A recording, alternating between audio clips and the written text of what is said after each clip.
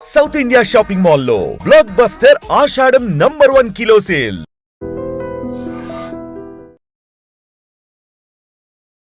ఆ రెసిగ్నేషన్ ఒక బాంబు లాగానే అనిపించింది మనందరికీ ఒకసారి ఆ వార్త విన్న వెంటనే.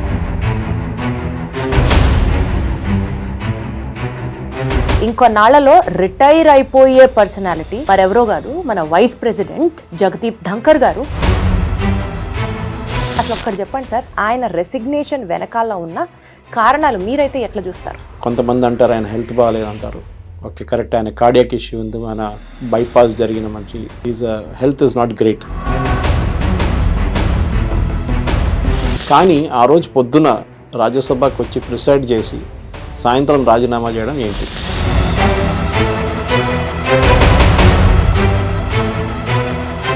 జనాలు అంటున్న మాట, ఆయన వైస్ ప్రెసిడెంట్ అయినప్పటికీ కూడా ఆ పదవికి తగ్గ హోదాగా బిహేవ్ చేయకుండా మోనార్క్ లాగా ప్రవర్తిస్తున్నారు అట్ సిచ్యువేషన్స్.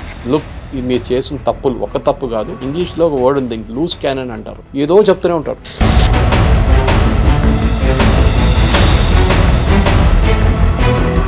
కానీ ఆయన ఎంపీ కూడా కాదు, ఆయనకు ఆ పోస్ట్ కూడా లేదు. ఆయన ఏం చెప్పినా కూడా ఎవరికేం కాదు. అంటే వాళ్ళ యాంగిల్ నుంచి ఆలోచిస్తే ఈయన ఎందుకు ఉపరాష్ట్రపతి చేశారంటారు? శంకర్ గారు ఆపోజిట్ గా ఆల్మోస్ట్ బీజేపీ మెంబర్ లాగా అయిపోయారు. అది పార్టీకి కూడా చాలా దెబ్బతింది. ఎందుకంటే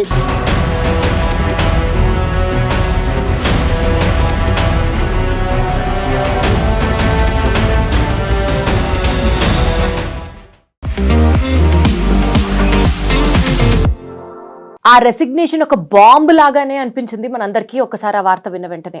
యాక్చువల్లీ ఇంకొన్నాళ్లలో రిటైర్ అయిపోయే పర్సనాలిటీ మరెవరో కాదు, మన వైస్ ప్రెసిడెంట్ జగదీప్ ధంకర్ గారు. ఆయన అందరినీ షాక్ చేస్తూ ఒక రెసిగ్నేషన్ ఇవ్వడం జరిగింది. అపోజిషన్ నోషన్ని బేస్ చేసుకుంటూ గవర్నమెంట్ అండ్ పబ్లిక్ స్ట్రాటజీ పాత్కి అగేన్స్ట్గా వెళ్తూ ఒక రెసిగ్నేషన్ని పంపించడం జరిగింది. అయితే ఆ రెసిగ్నేషన్లో కూడా నా హెల్త్ కండిషన్ సపోర్టివ్గా లేదు కాబట్టి నేను రిజైన్ చేస్తున్నాను, దయచేసి నా రెసిగ్నేషన్ని యాక్సెప్ట్ చేయండి అని. మేబీ భారతదేశంలో వైస్ ప్రెసిడెంట్ హోదాలో ఉన్నటువంటి ఒక వ్యక్తి రెసిగ్నేషన్ అన్నది గతంలో ఇలాంటి సంఘటనలు జరిగాయా? అసలు ఇది one side of the story అయితే, ఇక్కడ చాలా చాలా చాలా పొలిటికల్ యాంగిల్స్ అన్నీ కూడా పిక్చర్లోకి వస్తున్నాయి. అసలు ఇన్ డెప్త్ ఏం జరిగింది, ఎందుకు ఆయన రిజైన్ చేయాల్సి వచ్చింది, దీనికి గవర్నమెంట్ ఏ విధంగా స్పందిస్తోంది, అపోజిషన్ అంతా యునైట్ అయిందా అన్నది ఇంకొక సైడ్ ఆఫ్ ద స్టోరీ అయితే, దీని గురించి చాలా డీటెయిల్డ్గా తెలుసుకునే ప్రయత్నం చేద్దాం. నాతో పాటు one of the highest knowledge personalities, senior journalist Suresh Kochattil గారు ఉన్నారు. సార్ నమస్తే. నమస్తే. ఎలా ఉన్నారు సార్? బాగున్నాను. Super sir. సార్, ఇదే టాపిక్ గురించి డిస్కస్ చేయడానికి అసలు ఒక్కటి చెప్పండి సార్, ఆయన రెసిగ్నేషన్ వెనకాల ఉన్న కారణాలు మీరైతే ఎట్లా చూస్తారు? సార్, దాని మొదలై ముందు మీరు చెప్పారు కదా, దీనికన్నా ముందు ఇట్లాంటి రెసిగ్నేషన్ జరిగిందంటే 2 సార్లు జరిగిందండి. One was Fakhruddin Ali Ahmed, next దానికన్నా ముందు వివి గిరి. వీళ్ళిద్దరూ ప్రెసిడెంట్గా నామినేట్ అయినప్పుడు ప్రెసిడెంట్ ఎలక్షన్ గెలవడానికి కాంటెస్ట్ చేయడానికి రిజైన్ చేశారు వైస్ ప్రెసిడెంట్ పోస్ట్ నుంచి. సో ఎలివేషన్ ఉండేదాంట్లో. మనం ధన్కర్ గారి పొజిషన్కి వచ్చినప్పుడు మీరు అడిగిన ప్రశ్నకి ఈ రాజీనామా ఎందుకు జరిగింది, అందరికీ వాళ్ళ కాన్స్పిరసీ థియరీస్ నడుస్తుంది. కొంతమంది అంటారు ఆయన హెల్త్ బాగాలేదు అంటారు. ఓకే, కరెక్ట్, ఆయన కార్డియాక్ ఇష్యూ ఉంది, మన బైపాస్ జరిగిన మంచి health is not great. Okay, కానీ ఆ రోజు పొద్దున రాజ్యసభకు వచ్చి ప్రిసైడ్ చేసి సాయంత్రం రాజీనామా చేయడం ఏంటి? ఎగ్జాక్ట్లీ, రాజీనామా మీ హెల్త్ బాగాలేకుండా ముందే రిజైన్ చేయాలంటే మీరు బిఫోర్ ద సెషన్ స్టార్టెడ్ కూడా రిజైన్ చేయవచ్చు కదా. కానీ దాంట్లో నా అంచనా ప్రకారం 2-3 కారణాలు ఉన్నాయి. ఒకటి, ఆయన గవర్నర్ ఉన్నప్పటి నుంచి వెస్ట్ బెంగాల్లో మమతా బెనర్జీతో కన్స్టిట్యూషన్గా గొడవ పెట్టుకుంటుండే. ఆయన వచ్చింది ఆయన డిఫరెంట్ పార్టీస్ నుంచి వచ్చారు, జేడీయూ, కాంగ్రెస్, దాని తర్వాత BJP. So is not a BJP person. ఏదో 30 సంవత్సరాలు మన దగ్గర కిషన్ రెడ్డి, రామచంద్రరావు, వీళ్ళంటే దత్తాత్రేయ గారు, వీళ్ళందరూ ఎప్పుడో 30-35 సంవత్సరాల నుంచి ఇదే పార్టీలో ఉన్నారు. జనసంఘ్ నుంచి వచ్చి దాని తర్వాత జనతా పార్టీ, దాని తర్వాత బీజేపీ. సో ఈ పరిస్థితుల్లో ఆయన ఎందుకు రాజీనామా చేశారంటే దానికి 2-3 కారణాలు ఐఎమ్ గెస్సింగ్ అనమాట. ఒకటి, ఒక రాష్ట్రపతి పదవి లేకుండా ఉపరాష్ట్రపతి పదవిలో ఉన్న మంచి, ఈవెన్ ప్రైమ్ మినిస్టర్ పొలిటికల్ ర్యాలీలో మాట్లాడవచ్చు. కానీ ఉపరాష్ట్రపతి, రాష్ట్రపతి ఒక సెరిమోనియల్ పోస్ట్. కానీ ఉపరాష్ట్రపతికి రాజ్యసభ ప్రిసైడ్ చేయాల్సి వస్తుంది. That is a real hard task. ప్రెసిడెంట్కి ఆ ప్రాబ్లం లేదు. ఇక్కడ జరిగిన దాంట్లో స్టార్టింగ్ నుంచే ఈయన జడ్జులను తిట్టడం అంటే హీజ్ ఓన్ ఒపీనియన్, ఎందుకు వీళ్ళు ఇట్లా చేస్తున్నారు, కొలీజియం ఎందుకు పెట్టుకున్నారు, జడ్జిలు వచ్చి దే ఆర్ ట్రాన్స్గ్రెసింగ్ ఇంటూ లెజిస్లేచర్ అని చెప్పి స్పీచ్లు ఇవ్వడం మొదలుపెట్టారు. మీ రాజ్యసభలో చైర్ మీద కూర్చొని చెప్పే మాట నాన్ పొలిటికల్, ఎందుకంటే ఒక ప్రొటెక్షన్ ఉంటుంది దానికి. కానీ మీరు బయట ఒక పబ్లిక్ మీటింగ్, ఎవరో మిమ్మల్ని ఇన్వైట్ చేశారు, ఏదో ఫంక్షన్, కాలేజ్ కానివ్వండి, ఏదైనా సొసైటీ వాళ్ళు ఇన్వైట్ చేసి మీరు అడ్రస్ చేస్తున్నప్పుడు అది ఓపెన్ టు ద పబ్లిక్ అయిపోతుంది. అక్కడ ఈయన చెప్పిన మాటల్లో ఇది ఫస్ట్ వాస్ కొలీజియం గురించి మాట్లాడారు. ఇదేంటి కొలీజియం, ఇది ఇల్లీగల్, అది దీన్ని మార్చాలి అని చెప్పేసి. సో బహుశా ఎక్కడైనా జరుగుంటుంది, చీఫ్ జస్టిస్ కానివ్వండి, ఎవరైనా ప్రధానమంత్రికి చెప్పుంటారు, లేకుంటే ప్రెసిడెంట్కి చెప్పుంటారు, ఇది కరెక్ట్ కాదు, మమ్మల్ని పబ్లిక్లో తిడుతున్నారు, వాళ్ళు హోల్డ్ చేసిన కాన్స్టిట్యూషనల్ పోస్టే, మేము కూడా హోల్డ్ చేసిన కాన్స్టిట్యూషనల్ పోస్టే, ఆమెకు నచ్చకపోతే ఆయన ఈ కెన్ టెల్ ద గవర్నమెంట్, ఏదో మేము మా దానికి చేయట్లేదని చెప్పి బహుశా చెప్పుంటారు జడ్జెస్. దాని తర్వాత జడ్జ్మెంట్ గురించి మాట్లాడారు. వీళ్ళేంటి లెజిస్లేచర్ చేయాల్సిన పని జడ్జెస్ చేస్తున్నారు, వీళ్ళే రేపు దేశం నడిపించచ్చు కదా అని చెప్పి అది ఇంకో మాట. మూడోది, ఆ రోజు పొద్దున కూడా ఒక ఇన్సిడెంట్ జరిగింది. బేసిక్లీ ఈ ఇంపీచ్మెంట్ మోషన్ జస్టిస్ వర్మ అని చెప్పి ఢిల్లీ హైకోర్టు జడ్జి డబ్బులతో పట్టుబడ్డారు. ఆయన ఇంట్లో సాక్షాత్తు ఆయన బ్రైబ్ చేస్తున్నట్లుగా అది నోట్లు కాలిపోయినప్పుడు ఫైర్ డిపార్ట్మెంట్ వచ్చి నోట్లు కాలిపోయినాయి, 50 లక్షలు దొరికిందని చెప్పి స్టేట్మెంట్ ఇచ్చారు వాళ్ళు. ఆ కేసులో ఎఫ్ఐఆర్ రిజిస్టర్ చేయలేదు. దానికి కారణాలు ఉన్నాయి. చీఫ్ జస్టిస్ లెవెల్ నుంచి డీల్ చేసుకుంటూ వస్తున్నారు. వాళ్ళకి 3 మెంబర్ కమిటీని పెట్టారు సుప్రీంకోర్టు. వాళ్ళు రిపోర్ట్ ఇచ్చారు. ఆ కమిటీ ఇచ్చిన రిపోర్ట్ ప్రకారం గవర్నమెంట్కి ఫార్వర్డ్ చేసి మీరు యాక్షన్ తీసుకోమని చెప్పారు. ఇప్పుడు జడ్జిని మీరు తీయలేరు జాబ్ నుంచి, ఇంపీచ్ చేయాల్సి వస్తుంది. ఓకే, ఇంపీచ్మెంట్ అది ఎక్కడైనా ఒకటే, అది ఈవెన్ యూఎస్ కానివ్వండి, యూకే కానివ్వండి, మనకు కూడా అంతే. డెమోక్రసీలో ఇంపీచ్మెంట్ ఉంటుంది. ఇంపీచ్మెంట్ ప్రాసెస్లో certain number of MPs sign చేయాల్సి వస్తుంది. ఒక నెంబర్ ఉంటుంది, 150 అట్లాంటిది. సో వీళ్ళు ఫస్ట్ టైం డిసైడ్ చేశారంటే ఈ ప్రాసెస్ లోక్సభ నుంచి స్టార్ట్ చేద్దాం, ఈ సెషన్లో లోక్సభ నుంచి స్టార్ట్ చేద్దాం. లోక్సభలో డిస్కస్ చేసిన తర్వాత రాజ్యసభకు వచ్చిన తర్వాత రాజ్యసభలో కూడా డిస్కషన్ చేసిన తర్వాత ఒక కమిటీని పెడతారు, 3 మెంబర్ టీంని పెడతారు. వాళ్ళు ఇంపీచ్మెంట్ ప్రాసెస్ ఇంకా ముందుకు తీసుకెళ్తారు. లోక్సభలో 140 120 మంది సైన్ చేశారు, opposition and ruling party. Speaker Om Birla గారు యాక్సెప్ట్ చేశారు, డిస్కషన్ పెడదాం అని చెప్పి టైమింగ్ కూడా ఇచ్చారు. అదే టైంలో అదే రోజు రాజ్యసభలో 63 ఆపోజిషన్ ఎంపీ సైన్ చేసిన ఇంపీచ్మెంట్ మోషన్ని టేకప్ చేసుకున్నారు ధన్కర్ గారు. అది చేయకూడదు, చేసిన తప్పది. ఎందుకంటే ఈ డిస్కషన్ లోక్సభ నుంచి మొదలైనప్పుడు ఆల్రెడీ ఆయనకు చెప్పారు. ఆ రోజు పొద్దున బిజినెస్ అడ్వైజరీ కమిటీ అని ఉంటుంది వీళ్ళది. అంటే ఈ సెషన్ స్టార్ట్ అయ్యే ముందు నుంచి మీటింగ్స్ ఉంటుంది, ఏ సెషన్ ఎన్ని బిల్స్ తీసుకొస్తాము, ఏ రోజు ఏ బిల్ వస్తుందని చెప్పి ఒక అన్ని ఆపోజిషన్ పార్టీస్ కొంతమంది, కిరణ్ రిజిజు గారు ఇక్కడ ఉన్నారు, ఇంకా మన జేపీ నడ్డా గారు leader of the and leader of the opposition Kharge గారు కూడా వస్తారు. అక్కడ రాజ్యసభలో ఏమేమి జరగబోతుందని ఒక బిజినెస్ అడ్వైజరీ కమిటీ చైర్మన్తో సహా కూర్చొని డిసైడ్ చేస్తారు. దాంట్లో కూడా డిసైడ్ చేశారు. అక్కడ దాంట్లో ఈ ఐటమ్ లేకుండే. ఓకే, సడన్గా ఆ రోజు పొద్దున ఈయన యాక్సెప్ట్ చేసుకున్నారు. అది యాక్సెప్ట్ చేయగానే మెసేజ్ లోక్సభకి వెళ్ళింది. స్పీకర్ తగిలితే స్పీకర్ కూడా అప్సెట్. ఇదేంటి నా దగ్గర నుంచి డీల్ చేయాల్సిన మ్యాటరు, ఇక్కడ నుంచి మేము ఇక్కడ ఒక యునానిమస్గా తీసుకుంటున్న డిసిషన్ ఇది, రూలింగ్ పార్టీ అండ్ ఆపోజిషన్. రాజ్యసభలో ఓన్లీ ఆపోజిషన్ లీడర్ సైన్ చేశారు. వాళ్ళు ట్రెజరీ బెంచెస్ అంటారు, అంటే బీజేపీ ఎన్డీఏ వాళ్ళ దగ్గర ఎవరి దగ్గర అడగలేదు. అడగకుండానే ఈయన యాక్సెప్ట్ చేసుకున్నారు. Which is a mistake, procedural mistake. అది కావాలని చేశారా, లేకుంటే ఓం బిర్లా గారిని కొంచెం పక్కన పెడదాంలే, మనం చూసుకుందాం, మేమే పవర్ఫుల్ మీకని చెప్పని చేస్తే తెలియదు మనకి. రాజ్యసభ చైర్మన్కి చాలామంది అడ్వైజర్స్ ఉంటారు. పాత సిస్టంలో కౌల్ అండ్ షక్దర్ అని చెప్పి బుక్స్ ఉన్నాయి దీని పెద్ద ప్రొసీజర్స్ గురించి, పార్లమెంట్ ప్రొసీజర్స్. కానీ ఆచార్య అని చెప్పి కేరళ నుంచి ఒక హీ వాజ్ రాజ్యసభ సెక్రటేరియట్లో ఉన్న చీఫ్ ఉన్నారు. ఇట్లాంటి చాలామంది ఎక్స్పర్ట్స్ ఉంటారు. ఇప్పుడు కూడా సర్వింగ్ వాళ్ళు ఉంటారు. వాళ్ళ దగ్గర అడిగితే తెలిసిపోతుంది, సార్ ఇది తీసుకోవచ్చా లేదా అని వాళ్ళ దగ్గర అడిగితే వాళ్ళు చెప్తారు, కాదు సార్ అది లోక్సభలో ఉంది, so let us not take it. Lok Sabha finish చేసిన తర్వాత మనకు వచ్చిన మనం తీసుకుందాం. సెకండ్, ఆపోజిషన్ వాళ్ళు ఒకటే సైన్ చేశారు, మీరు రూలింగ్ పార్టీ వాళ్ళ దగ్గర కూడా సిగ్నేచర్ తీసుకుంటే బాగుంటుందని. మూడో ప్రాబ్లం ఎక్కడ వచ్చిందంటే అదే రోజు డిస్కషన్ స్టార్ట్ అయినప్పుడు, దీని మీద కాదు జనరల్ డిస్కషన్, ఖర్గే గారిని ఫస్ట్ ఇన్వైట్ చేశారు మాట్లాడడానికి, leader of opposition. As per rule it should be leader of the house first మాట్లాడేది, which is JP Nadda. JP Nadda గారు కదా అడగకుండా వీళ్ళు దే స్టార్టెడ్ విత్ ఖర్గే గారు.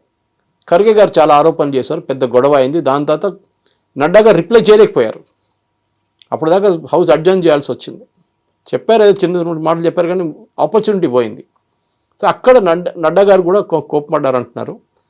అదే రోజు సాయంత్రం బిజినెస్ అడ్వైజరీ కౌన్సిల్ ఇంకో మీటింగ్ ఉండే. ఆ మీటింగ్కి రిజిజు గారు అండ్ నడ్డా గారు రాలేదు, బీజేపీ ఎంపీస్ కూడా రాలేదు కొంతమంది ఆ కమిటీలో ఉన్నవాళ్ళు. అక్కడే ఒక సైన్ వెళ్ళిపోయింది ఆయనకి, that look the party is upset with you, మీరు చేసిన తప్పు, సిరీస్ ఆఫ్ స్టెప్స్ మీరు చేసుకుంటూ వస్తున్నారు, మీరు జ్యుడిషియరీని తిడుతున్నారు, జడ్జిని తిడుతున్నారు, లేనిపోయిన ఆరోపణలు బట్ అట్ దాట్ లెవెల్ ఆరోపణలు చేయడం కాదు మీ పని. You're vice president. వైస్ ప్రెసిడెంట్కి 2 రోల్స్ నేను చెప్పాను. సెరిమోనియల్ రోల్ ఒకటి, ఇనాగరేషన్ చేయడము, రిబన్ కట్ చేయడము, స్పీచ్లు ఇవ్వడము, కాన్వకేషన్కి వెళ్ళడం అంత ఉంటుంది. అటువైపు రాజ్యసభ చైర్మన్ ఆ కుర్చీలో కూర్చొని ప్రిసైడ్ చేయాల్సి వస్తుంది. మనం చూసాం చాలా మట్టుకు ధన్కర్ గారు ఉన్నప్పుడు ఆపోజిషన్ వాళ్ళు మీకు గుర్తుంటుంది దీప్తి, ఒక 4 నెలల ముందు అనుకుంటాను, they brought in no confidence motion వ్యతిరేకంగా, think that we don't have confidence in this gentlemen అని చెప్పి. ఎందుకంటే ఆయన అందరినీ సస్పెండ్ చేస్తుండే, నోటికి వచ్చినట్టు తిడుతుండే వీళ్ళందరినీ. సో ఆయన కోపం వచ్చి జల్దీ కోపం వచ్చేస్తుంది, అట్లా ఆన్ ద మూవ్ వచ్చేస్తుంది. సో వీళ్ళు ఆబ్జెక్ట్ చేశారన్నమాట, నో కాన్ఫిడెన్స్ మోషన్ తీసుకొచ్చారు, అది రిజెక్ట్ అయిపోయింది. అది కానీ అది కూడా ఒక సైన్ ఆఫ్ థింగ్స్ ఉండే, అంటే ఆపోజిషన్ కూడా మిమ్మల్ని సపోర్ట్ చేయట్లేదు, రూలింగ్ పార్టీ సపోర్ట్ చేయట్లేదు, సో రాజీనామా చేయడమే బెటర్ కదా అని చెప్పి బహుశా రాజీనామా చేశారు ఆ రోజు. అంటే సార్ ఇక్కడ జరుగుతున్న ఈ సిరీస్ ఆఫ్ ఈవెంట్స్ని కనుక మనం గమనిస్తే జనాలు అంటున్న మాట, ఆయన వైస్ ప్రెసిడెంట్ అయినప్పటికీ కూడా ఆ పదవికి తగ్గ హోదాగా బిహేవ్ చేయకుండా మోనార్క్ లాగా ప్రవర్తిస్తున్నారు at situations, at certain circumstances అన్నది ఆయన మీద వస్తున్నటువంటి ఒక మాట. దీన్ని మనం ఎలా చూస్తాం? మీరు కంపేర్ చేయాలంటే యాపిల్ టు యాపిల్ కంపారిజన్ అంటాం మన ఇంగ్లీష్లో. లోక్సభ స్పీకర్ని చూడండి, ఓం బిర్లా గారిని, ఆయన ఎంత రిజర్వ్, బాగా కండక్ట్ చేస్తారు, స్ట్రిక్ట్ స్కూల్ టీచర్ లాగా ఉంటారు, కానీ ద సేమ్ టైం చాలా స్ట్రిక్ట్గా కంట్రోల్ చేస్తారు, కానీ సెన్స్ ఆఫ్ హ్యూమర్ పెట్టుకొని చాలా బాగా మాట్లాడతారు. అక్కడ ఏదైనా ఎవరైనా ఆరోపణలు ఆయన మీద వాళ్ళకి చేయలేదు, దట్ ఈస్ పార్టిసాన్, బీజేపీ వాళ్ళకి ఇస్తున్నారు, కాంగ్రెస్ వాళ్ళకి ఇస్తున్నారు అని ఎక్కడ ఛాన్స్ ఇవ్వట్లేదు అని చెప్పట్లేదు ఎక్కడ. కానీ దీప్తి దానికన్నా పెద్దగా ప్రాబ్లం ఇంకోటి జరిగింది, చాలామందికి ఇది జరిగింది తెలియదు కూడా. ఆ రోజు సాయంత్రం రాజీనామా చేసిన సాయంత్రం రోజు రాత్రి పూట 7:30-8 గంటలకు 9 అయింది అంటున్నారు కొంతమంది, మనకు తెలియదు ఎందుకంటే ఎక్కడి నుంచి క్లారిఫికేషన్ రాలేదు. కానీ ధన్కర్ గారు రాష్ట్రపతి భవన్లో సడన్గా ల్యాండ్ అయిపోయారు, మొత్తం కాన్వాయ్ తీసుకొని రాష్ట్రపతి భవన్కి వచ్చేసారు. ప్రెసిడెంట్ అనేది పోస్ట్కి ప్రోటోకాల్ ఉంటుంది, అపాయింట్మెంట్ తీసుకోవాల్సి వస్తుంది, అపాయింట్మెంట్ కోసం ప్రోటోకాల్ ఉంటుంది. అపాయింట్మెంట్ తీసుకున్న తర్వాత ఎన్ని గంటలకు రమ్మంటారని వాళ్ళు చెప్తారు, ప్రెసిడెంట్ సెక్రటేరియట్ చెప్తారు. దాని తర్వాత యాజ్ పర్ ప్రోటోకాల్ వచ్చిన తర్వాత రిసీవ్ చేసి తీసుకెళ్ళి, ఈయన సడన్గా 7:38కి అక్కడ ల్యాండ్ అయిపోయారు. అప్పుడు ఏడీ క్యాంప్ అంటారు, అంటే ప్రెసిడెంట్ పక్కన ఎప్పుడు మీరు కనిపిస్తారు, ఒక ఆర్మీ ఆయన ఉంటాడు. ఏడీసీ పరిగెత్తుకుంటూ వెళ్ళి మిలిటరీ సెక్రటరీ దగ్గర అడిగారు ప్రెసిడెంట్, ఇదేంటి ఈయన వచ్చేసారు ఏం చేయాలని చెప్పేసి. ఎక్కడైనా కూర్చోబెట్టాల్సి వస్తుంది కదా, ఛాయ్ ఇచ్చి కూర్చోబెట్టి మాట్లాడి, ప్రెసిడెంట్ ఈజ్ నాట్ రెడీ. మీరు ఒక రాష్ట్రపతిని కూడా రెస్పెక్ట్ చేయట్లేదు.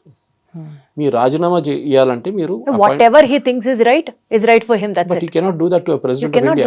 సరే మీరు చిన్న ఏదో ఆఫీసర్ ఇంటికి వెళ్ళడమో లేకుంటే ఇంకా పొలిటీషియన్ ఇంటికి వెళ్ళడం కాదు. ప్రెసిడెంట్ అనేది ఒక ప్రోటోకాల్ ఉంటుంది. మీకు ఎంత కోపం ఉన్నా కానీ మీరు అపాయింట్మెంట్ తీసుకొని ఒక ప్రాపర్ ప్రొసీజర్గా వెళ్ళి అక్కడ రెసిగ్నేషన్ ఇస్తే ఒక మాట ఉంటాయి. ఆ రెసిగ్నేషన్ కూడా చూడండి, అదే రోజు ఇమ్మీడియట్గా ట్వీట్లో చెప్పారు ఆయన, ఫస్ట్ ఎక్స్లో పెట్టారు that I'm resigning from this post అని చెప్పి ఒక లెటర్ స్కాన్ చేసిన కాపీ దాంట్లో పెట్టేశారు. సో ఒక మెచ్యూరిటీ ఆయన ఏజ్కి మెచ్యూరిటీ ఉండాలి. యాక్చువల్లీ ఐఎమ్ సర్ప్రైజ్ దట్ ఆ పొలిటికల్ మెచ్యూరిటీ ఆయనకి రాలేదు. బహుశా ప్రాక్టికల్ ఎక్స్పీరియన్స్ మనం కంపేర్ చేస్తే ప్రీవియస్ వైస్ చైర్మన్ కంపేర్ చేస్తే వెంకయ్య నాయుడు గారు ఉన్నారు, ఆయనకు ఒక లాంగ్వేజ్ హ్యాండిక్యాప్ ఉండే, హిందీ అంత తెలియక, బికాస్ ఆయన ఆంధ్ర నుంచి వచ్చారు. కానీ ద సేమ్ టైం ఆయన చాలా బాగా కంట్రోల్ చేశారు, చాలా గౌరవాన్ని క్యారీ చేశారు. బికాస్ ఆ పోస్ట్ ఉంది, ఆ పోస్ట్కి పదవికి ఒక ఏం చెప్తారు, దానికి ఒక ప్రివిలేజ్ ఉంది, దానికి ఒక ఆరా ఉంది ఆ కంట్రోల్ చేయడానికి అనమాట. అట్లా చాలామంది ఉన్నారు సార్. యాక్చువల్లీ ఈ జరిగిన సిచ్యువేషన్స్ అన్ని పక్కన పెడితే ఆయన జేపీ నడ్డా గారు కానివ్వండి, లేకపోతే రిజిజు గారు కానివ్వండి, 4:30 నుంచి ఆ మీటింగ్లో లేని దాన్ని, అది కోఇన్సిడెంటల్గా జరిగిందా లేకపోతే సీరియస్గా జరిగిందా పక్కన పెడితే, వాళ్ళు కావాలని అవాయిడ్ చేశారా చూస్తే, కీ బీజేపీ లీడర్స్ కూడా రాలేదు అన్నది ఆయన ఎక్కువ మనసులో పెట్టుకున్నట్లుగా తెలుస్తోంది. హిందీలో అంటారు సమజ్దార్కో ఇషారా కాఫీ అంటారు, తెలిసిపోతుంది అది. వాళ్ళు రాలేకపోతే వాళ్ళు ఏదో పార్టీ నుంచి ఇన్స్ట్రక్షన్స్ వచ్చి ఉంటుంది, ఎక్కడికి వెళ్ళకండి, అది ఆయన ఎక్కువ తీసుకోలేకపోయి వెంటనే రిజైన్ చేశారు అన్నది కూడా ఒక పాయింట్. ముందు కూడా మెసేజ్ వచ్చేసి ఉంటుంది ఆయనకి, లుక్ మీరు చేసిన తప్పులు ఒక తప్పు కాదు, ఇంగ్లీష్లో ఒక వర్డ్ ఉంది లూజ్ క్యానన్ అంటారు, అంటే పెద్ద క్యానన్ ఉంటుంది చూడండి, దాని కంట్రోల్ లేకుండా ఎట్లనే తిరుగుతూ ఉంటుంది. Subramanian Swamy is a classic example of that. ఏదో చెప్తూనే ఉంటాడు. కానీ ఆయన ఎంపీ కూడా కాదు, ఆయనకు ఆ పోస్ట్ కూడా లేదు. ఆయన ఏం చెప్పినా కూడా ఎవరికేం కాదు. But when your sitting in that vice president post, మీకు కొన్ని ప్రోటోకాల్స్ ఫాలో చేయాల్సి వస్తుంది. Absolutely sir. మీరు ఇంకొక మన కాన్స్టిట్యూషన్ ఫామ్ చేస్తున్న అంబేద్కర్ గారు లెజిస్లేచర్, జ్యుడిషియరీ అండ్ ఎగ్జిక్యూటివ్, ఈ 3 ఆర్మ్స్ ఉంటాయి. మనం 4th ఆర్మ్ గురించి మీడియా గురించి మాట్లాడుకుంటాం ఇప్పుడు, కానీ బేసిక్లీ ఈ 3 ఆర్మ్స్ ఉంటాయి. లెజిస్లేటర్ లాస్ని, చట్టాన్ని తీసుకొస్తారు. సుప్రీంకోర్టు దాంట్లో తప్పులు ఏమైనా ఉన్నాయో, లోపాలు ఉన్నాయో చూసుకుంటారు. ఎగ్జిక్యూటివ్ ఏమో దాన్ని ఇంప్లిమెంట్ చేస్తారు ఆ లాస్ని. So bureaucracy, politicals and judiciary. Problem ఎక్కడ వస్తుందంటే ఈ 3 ఆర్మ్స్లో మీరు ఫంక్షన్ చేస్తున్నప్పుడు మీరు 3 ఆర్మ్స్ని మీరు ఈక్వల్ రెస్పెక్ట్ ఇవ్వాల్సి వస్తుంది. ఇప్పుడు ఆలోచించండి, రేపు supreme court judge, chief justice prime మినిస్టర్ని తిట్టారు. హైపోథెటికల్ సిచ్యువేషన్ ఎట్లా ఉంటుంది? నెక్స్ట్ డే రాజీనామా చేయాల్సి వస్తుంది. తప్పేం చేయలేదు, కానీ ఆయన జనరల్ కామెంట్ చేయొచ్చు. పొలిటీషియన్స్ ఇట్లా అంటారు, మమ్మల్ని తిడుతుంటారు, మేము అది లైట్గా తీసుకుంటాము, మాకు ప్రాబ్లం లేదు, ఇదన్నీ పార్ట్ ఆఫ్ ద జాబ్ అంటారు వాళ్ళు.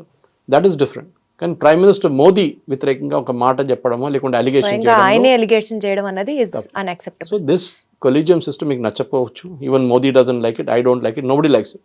అది collegium system itself is flawed. కానీ దాని మీద వచ్చి జడ్జిల మీద ఇంప్రెషన్ క్రియేట్ చేయడము, జస్టిస్ వర్మ ఇష్యూ అట్లనే ఈజీగా సార్ట్అవుట్ అయిపోతుండే. ఇంపీచ్మెంట్ ఇంత పెద్ద హంగామా చేయక్కర్లేదు, కానీ పెద్ద హంగామా చేశారు. కాంగ్రెస్ వాళ్ళు ఏమి చేశారు, వాళ్ళు కావాలని చెప్పి రాజ్యసభ రూట్ నుంచి తీసుకొచ్చారు. వాళ్ళకి తెలుసు లోక్సభలో ఆల్రెడీ డిస్కషన్ స్టార్ట్ అవుతుంది, అక్కడ ఆపోజిషన్ రూలింగ్ ఇద్దరు కలిసి అక్కడ ఇంపీచ్ చేయడానికి రెడీ అవుతున్నారు. కానీ ఇక్కడ ఎందుకు చేశారనేది పెద్ద ప్రశ్న. సో ఇంగ్లీష్లో there is something that meets more than the eye అంటే ఏదో జరిగింది మనకందరూ తెలుసు, కానీ జరిగిన తర్వాత ఎవరు వెళ్ళి రాజీనామా చేయమన్నారా, లేకుంటే ఆయనకే తప్పు తెలిసి నేను చేసిన తప్పు అని చెప్పి రాజీనామా చేసి తెలుసుకున్నారంటారా సార్? అవును, ఎందుకంటే 2 సంవత్సరాలు ఇంకా ఉంది ఆయనకి. రాష్ట్రపతి పోస్ట్కి ఎలివేట్ అవుతారో లేదో మనకు తెలియదు. కానీ సార్ మేబీ ఇన్ ద హిస్టరీలో first time ruling and opposition కలిసి ఒక డెసిషన్ తీసుకుంది అనుకోవాలా? ఉండొచ్చు, ఎందుకంటే రెండు వైపుల నుంచి చూడొచ్చు. ఒకటి ఇంపీచ్మెంట్ మోషన్ వాళ్ళు తీసుకొచ్చారు ఫస్ట్, నో కాన్ఫిడెన్స్ మోషన్. ఇక్కడేమో బీజేపీ వాళ్ళు అప్పుడు సపోర్ట్ చేశారు ధన్కర్ గారిని, అప్పుడు అది రిజెక్ట్ అయింది అన్నమాట. కానీ ఇప్పుడు హర్వంశ్ గారు ఆయన కూర్చున్న బెంచ్లో కూర్చుని జేడీయూ ఎంపీ, ఆయన ఇప్పుడు ప్రిసైడ్ చేస్తున్నారు. He rejected the motion. Exactly. So you can't sit on your own judgement అంటారు ఇంగ్లీష్లో. సో ఆయన వచ్చి రిజెక్ట్ చేశారు, లేదు దిస్ ఇస్ నాట్ వ్యాలిడ్ అని చెప్పి. అదే టైంలో బీజేపీ ఎంపీస్ కూడా వాళ్ళ కోపం ఏంటంటే ఈయన ప్రొసీజర్ వైజ్ కూడా సరే కాంగ్రెస్ వాళ్ళని ఎక్స్పెల్ చేశారు, తిట్టారు, వాళ్ళని ఏదేదో అన్నారు, that all can be taken, no problem. లోక్సభలో రాజ్యసభలో అప్పుడప్పుడు ఏదో చెప్పుకుంటారు అందరు ఎంపీస్, అక్కడిక్కడ స్పీకర్ కూడా ఏదో అంటారు, కానీ దాని తర్వాత ఎవ్రీబడి కూల్స్ డౌన్ అనమాట. కానీ జగదీప్ ధన్కర్ గారు దీన్ని బయటికి తీసుకెళ్తున్నారు అవుట్ సైడ్. సో బయటికి వెళ్ళి ఏదో ఫంక్షన్లో, పబ్లిక్ ఫంక్షన్లో జ్యుడిషియరీని షార్ట్ కమింగ్స్ చూపించడం కానీ మిగతా దాని గురించి మాట్లాడడం కాదు ఆయన పని. యాజ్ అ ప్రోటోకాల్ మీరు అక్కడ వెళ్ళినప్పుడు మీకు ఎందుకు ఇన్వైట్ చేశారో, కాన్వకేషన్కి ఇన్వైట్ చేశారు. మనం మొన్న చూసాం కాన్వకేషన్, ఐఐటి మెడ్రాస్లో దోవెల్ గారిని పిలిచారు, చాలా వైరల్ అయింది ఆ వీడియో, అది చాలా బాగా మాట్లాడారు. సో సబ్జెక్ట్కి వెళ్ళి మాట్లాడకుండా మీరు జ్యుడిషియరీ షార్ట్ కమింగ్స్, ఆ జడ్జిల మీద ఆరోపణలు చేయడము, ఈ కొలీజియం సిస్టమ్ గురించి చాలా ఇప్పుడు కూడా కాదు, ఆయన మమతా బెనర్జీతో ఉన్న గొడవ అది లెజెండరీ, అది చాలామందికి తెలియదు ఆ హిస్టరీ. అక్కడ మమతా బెనర్జీకి ఏ గవర్నర్తో పడదు అసలు, ఈయన ఇంకా ప్రాబ్లం అయిపోయింది. సో అక్కడి నుంచి ఇక్కడ తీసుకొచ్చినా కూడా అందరూ ఏమనుకున్నారంటే సరే ఈయనకు రివార్డ్ ఇస్తున్నారు మోదీ గారు, మమతా బెనర్జీతో ఇంత స్టాండప్ అండ్ ఫైట్ చేసినప్పుడు దానికోసం రివార్డ్ అని చెప్పి వైస్ ప్రెసిడెంట్ పోస్ట్ ఇస్తా అనుకున్నారు. కానీ మోదీ గారి మైండ్లో, బహుశా అమిత్ షా గారి మైండ్లో కూడా ఎవరిని రాష్ట్రపతి చేస్తారో, ఎవరిని ఉపరాష్ట్రపతి చేస్తారో మనం చెప్పలేము. అంటే వాళ్ళ యాంగిల్ నుంచి ఆలోచిస్తే ఈయన ఎందుకు ఉపరాష్ట్రపతి చేశారంటారు? Good question. 3 పొలిటికల్ పార్టీస్ మార్చుకుని వస్తున్నా మంచి, ఆయన ఎందుకు తీసుకోవాలి? బీజేపీలో నేను చెప్పినట్లు 30 సంవత్సరాలు చాలా మంది సీనియర్స్ ఉన్నారు. ఓకే, వీళ్ళందరికీ why get an outsider? Exactly. Maybe ఒక నాన్ పొలిటికల్ పర్సన్ లాగా తీసుకొచ్చి ఉంటారు, కానీ ఆయన కుర్చీలు రాగానే పొలిటికల్ అయిపోయింది ఆయన. దానికోసం చూడండి, ఎప్పుడైనా మీరు ఒక కాన్స్టిట్యూషన్ పోస్ట్కి వచ్చినప్పుడు you will stop politics. Especially మీరు స్పీకర్ అయినారు లోక్సభలో, you are not a BJP leader, you are the speaker of the Lok Sabha, Om Birla గారు.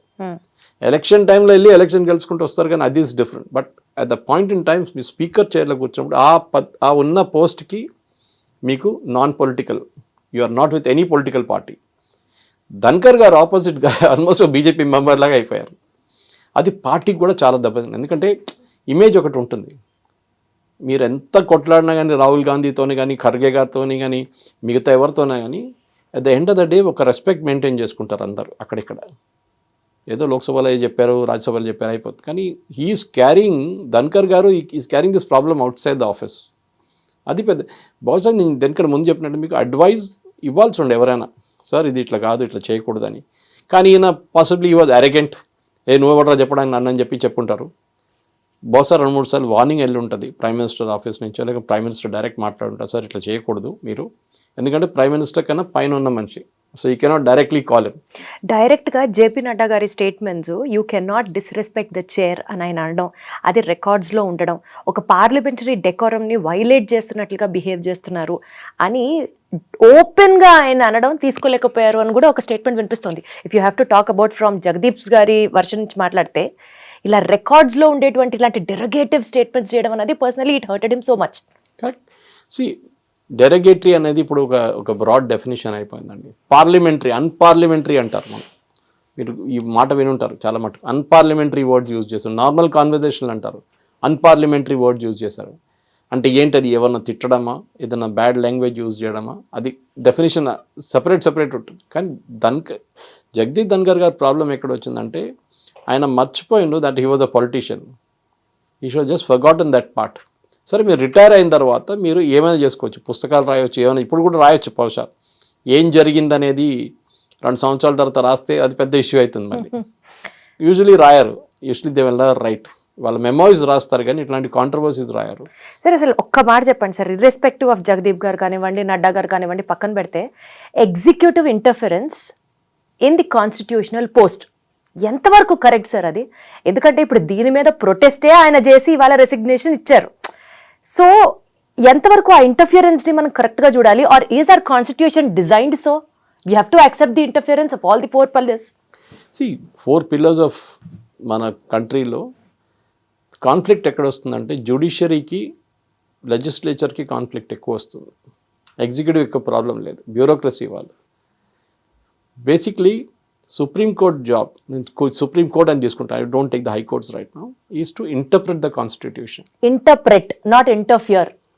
సో ఇంటర్ప్రెట్ చేయడం అంటే ఒక చట్టాన్ని తీసుకొచ్చారు, ఇది కరెక్టా కాదా, లేదు ఇది ఈ సెక్షన్ తప్పు, ఈ సెక్షన్ అంతా ఓకే అని చెప్పాడు. సుప్రీంకోర్టులో చాలా కేసెస్ ఇట్లా అంటున్నాను. వాళ్ళ some of the famous cases, Kesavananda Bharati అని చెప్పి కేసు ఒకటి ఉంది, బేసిక్ డాక్టరీన్ గురించి. కేరళలో ఒక ఎల్నీర్ మఠ్ అనే మఠం ఉంది, అక్కడ ఒక స్వామి గారు ఉన్నారు, ఆయన పేరు కేశవానంద భారతి. ఎక్కడి నుంచి స్టార్ట్ అయింది కేసు అది. సో ఆ కేసులో కూడా మనం ఇప్పుడు కాన్స్టిట్యూషన్ గురించి మాట్లాడుతున్నప్పుడు ఇంటర్ఫియరెన్స్ ఏంటి, మీరు బేసిక్ స్ట్రక్చర్ మార్చకూడదు.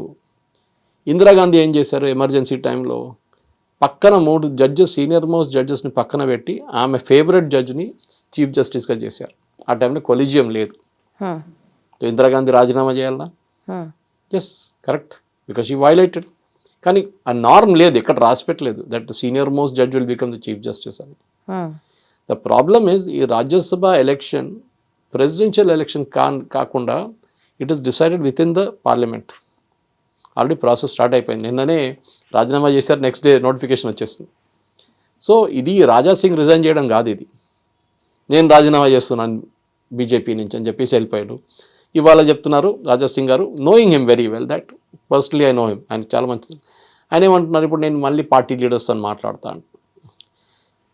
వేరే జగదీప్ ధన్కర్ గారు రాజీనామా చేసిన తర్వాత ఆయన ఆ రోజు కూల్గా ఆలోచించి కొంచెం సైలెంట్గా ఉండి 2 రోజులు ఈ ఇష్యూ నడవనండి, నాకు హెల్త్ బాగాలేదని చెప్పి హాస్పిటల్ అడ్మిట్ చేసుకొని ఉంటే All India Institute of Medical Science cool అయిపోతుండే ఇష్యూ.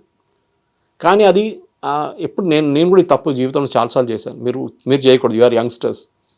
కోపం వచ్చినప్పుడు డిసిషన్ తీసుకుంటే అది చాలా తప్పు ఉంటుంది. ఎప్పుడు మోస్ట్లీ చేశాను, నేను చాలాసార్లు చేశాను. ఆ యాంగర్లో ఒక డిసిషన్ తీసుకుంటాం, మనం తర్వాత అది ఎందుకు తీసుకున్నాను రైదా అనుకుంటాం. బహుశా అదే జరిగి ఉంటుంది ఈయనతో.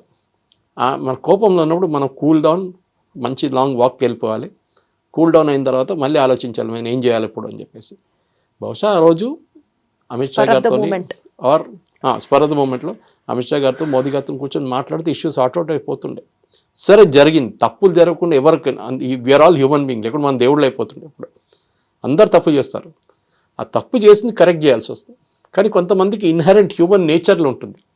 కొంతమంది ఎప్పుడు అంటాం కదా, రెబెల్స్ అంటాం. రాజాసింగ్ గురించి మనం ఎప్పుడు మాట్లాడారు, రెబెల్ ఆయన మార్చలేరు మీరు. He is like that. At the same time మిగతా లీడర్లు ఉన్నారు, చాలా కూల్గా ఉన్న లీడర్స్ చాలామంది ఉన్నారు. కిషన్ రెడ్డి ఆయన అసలు ఇట్లాంటి ఏం మాట్లాడరు అసలు.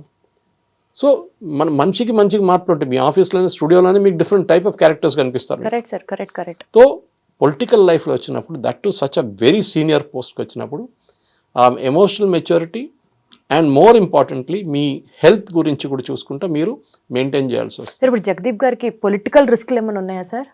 పొలిటికల్ రిస్క్ ఏం లేదు, because he didn't come from that high profile post. దీనికన్నా ముందు వచ్చిన ప్రెసిడెంట్స్ చూస్తే, మనం వైస్ ప్రెసిడెంట్ చూస్తే అంత హై ప్రొఫైల్ పోస్ట్ నుంచి రాలేదు. మన దగ్గర నీలం సంజీవ్ రెడ్డి నుంచి, వివి గిరి నుంచి, ఫక్రుద్దీన్ అలీ అహ్మద్ నుంచి చాలామంది రాజు, కేఆర్ నారాయణ కానివ్వండి, ప్రతిభా పాటిల్, రామ్నాథ్ కోవింద్, ఇప్పుడు ద్రౌపది ముర్ము గారు అందరు ఉన్నారు. ఇప్పుడు మీకు రామ్నాథ్ కోవింద్ అనే మనిషి ఉన్నాడా లేదని కూడా తెలియదు రాష్ట్రపతి అయ్యే ముందు. చాలా మందికి సార్ గవర్నర్గా ఉన్నారు. ఈ వాజ్ బీజేపీ పొలిటికల్ లీడర్, దానికన్నా ముందు సీనియర్ అడ్వకేట్ సుప్రీంకోర్టు, అందరికి ఒక ఆయన బయోడేటా ఉంది అక్కడ. కానీ మోదీ గారికి ఏంటంటే ఎలిమెంట్ ఆఫ్ సర్ప్రైజ్ తీసుకొస్తారు. పాసిబ్లీ మీరు దీనికన్నా ముందు అడిగారు ప్రశ్న, మోదీ గారికి ఒక తప్పు జరిగి ఉంటుంది ఈ కేసులో. మనం ఎక్కడైనా వెళ్ళగానే మాట్లాడిన, మనకు ఉద్యోగంకి అప్లై చేసినప్పుడు బ్యాక్గ్రౌండ్ చెక్ చేస్తారు. ఒకటి, ఎట్లాంటి మనిషి మేము తీసుకుంటున్నాం, ఈయన ఏదైనా ఫ్రాడ్ చేసిండా, అక్కడ ఏదో అతను కొట్టిండా, లేకుంటే బిహేవియర్ ఎట్లా బిహేవ్ చేస్తారు, లేడీస్తో ఎట్లా బిహేవ్ చేస్తారు, చాలా బ్యాక్గ్రౌండ్ చెక్ చేసుకుంటారు. ఫైనాన్షియల్ చెక్ ఉంటుంది, బ్యాక్గ్రౌండ్, ఏదైనా బ్యాంకులో లోన్ తీసుకుని డబ్బులు కట్టలేదా, ఇదన్నీ ఉంటుంది చెక్. బహుశా జగదీప్ ధన్కర్ కేసులో అట్లాంటి బ్యాక్గ్రౌండ్ చెక్ జరగదు. Nobody will take a background check, but just hypothetically చెప్తున్నాను నేను. అర్థమైంది sir. What if he really feels నేను చేసిన తప్పే, నాకు ఇంకొక ఛాన్స్ ఇవ్వండి. I know this is not a child game, but it's over sir. ఎప్పుడు చెప్తారు కదా, అది ఒకసారి ఒక కప్ ఇరిగిపోతే దాన్ని మీరు ఫెవికాల్ పెట్టి అంటించవచ్చు, కానీ ఆ క్రాక్ ఉంటుంది ఇప్పుడే దానికి. సో దట్ హై స్టేచర్ లో అసలు ఇలాంటి expect the chapter is finished. What he should not do అని చేయకూడదని నా పర్సనల్ ఒపీనియన్ ఏంటంటే, దీన్ని పబ్లిక్లో తీసుకెళ్ళకూడదు. Correct sir. మీరు ఆ పొజిషన్లో ఉన్నప్పుడు ఆ జరిగిన దానికి మీరు ఎప్పుడు you should not take it to the public.